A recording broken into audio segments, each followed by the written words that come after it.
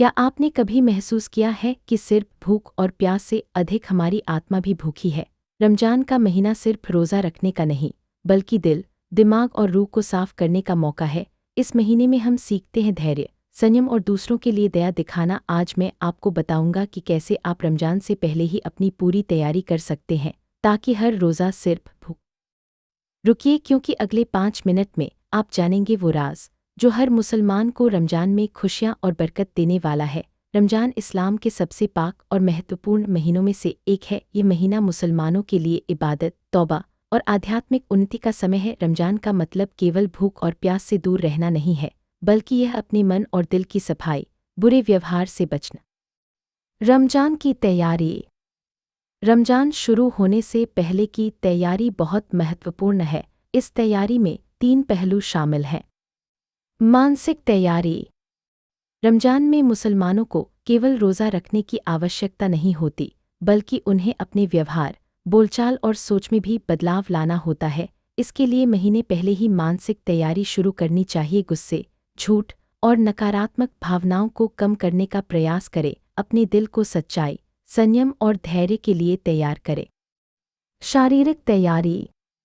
रोज़ा रखने के लिए शारीरिक स्वास्थ्य महत्वपूर्ण है। महीने पहले से ही हल्का और संतुलित आहार लेना शुरू करें। अपने भोजन में फल, सब्जियां और पानी की मात्रा बढ़ाएं, ताकि रोज़े के दौरान शरीर को सहनशील बनाया जा सके। सोने और जागने के समय को नियमित करें, ताकि तरावी और सहरी के लिए शरीर तैयार हो। आध्यात्मिक तैयारी। रमजान से पहले खुद को कुरान पढ़ने और नमाज के लिए तैयार करें। हर रोज़ थोड़ी देर के लिए कुरान पढ़ना और उसकी तिलावत का अभ्यास करना फ़ायदेमंद होगा। साथ ही नमाजों की पढ़ाई में सुधार करना और व्रत के नियमों को याद करना भी आवश्यक है। रोज़ा और इबादत। रोज़ा केवल भूख और प्यास से बचने का नाम नहीं है, बल्कि यह इंसान के व्यवहार को सुधारने, गुस्से और बुराई से दूर रहने और अल्लाह की नज़दीकी पाने का माध्यम है। रोज़ा रखने के मुख्य नियम हैं। फज्र से पहले सहरी करना, इफ्तार के समय रोज़ा खोलना, खारिज करने वाली चीज़ों से बचना, जैसे झूठ, गाली, नकारात्मकता। रमजान में रोज़े का महत्व बहुत बड़ा है। पैगंबर मोहम्मद अशरफ ने कहा कि रोज़ा धैर्य, परोपकार और आत्मसंयम सिखाता है। रोज़ा केवल पेट के लिए नहीं, बल्कि आत्मा के लिए है। धार्मिक गतिविधियाँ।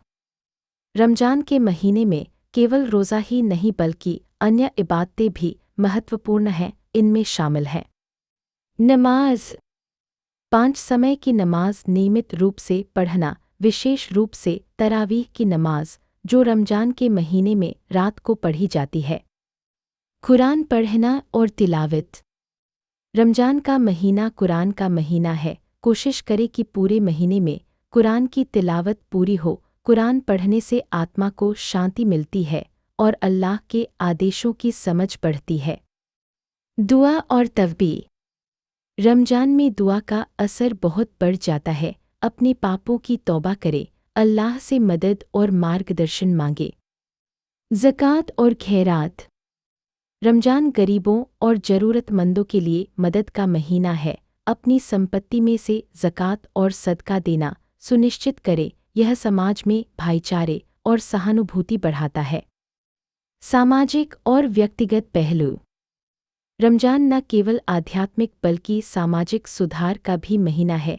इस महीने में इंसान को अपने व्यवहार, बोलचाल और संबंधों पर ध्यान देना चाहिए। सहनशीलता और संयम। रोज़ा इंसान को गुस्से और नकारात्मक भावनाओं से दूर रखता है। परोपकार, ज़रूरतमंदों को भोजन देना, गरीबों की मदद करना। सकारात्मक सोच, दूसरों के प्रति दया, मदद और सहयोग बढ़ाना। रमजान के बाद। रमजान के महीने के अंत में ईद का त्योहार आता है। यह खुशियों और आभार का समय है। ईद की तैयारी में साफ सफाई, कपड़े, भोजन और दूसरों के साथ खुशियों का साझा करना शामिल है। रमजान के महीने में जो सीखा और अमल किया, उसे निरंतर बनाए रखना चाहिए। निष्कर्ष और प्रेरणा। रमजान का महीना केवल एक धार्मिक नियम नहीं, बल्कि यह आत्मा, शरीर और समाज को सुधारने का समय है। इस महीने में इंसान संयम, सहनशीलता, परोपकार और ईमानदारी सीखता है। यह महीना हमें याद दिलाता है कि हमारी जिंदगी केवल भौतिक सुखों तक सीमित नहीं है, बल्कि हमारी आत्मा और संबंधों की देखभाल भी उतनी ही महत्वपूर्ण है। रमजान के महीने में हर मुसलमान को यह कोशिश करनी चाहिए कि वह खुद को बेहतर इंसान बनाए, दूसरों की मदद करे और अल्लाह के करीब जाए। यही रमजान का असली संदेश है।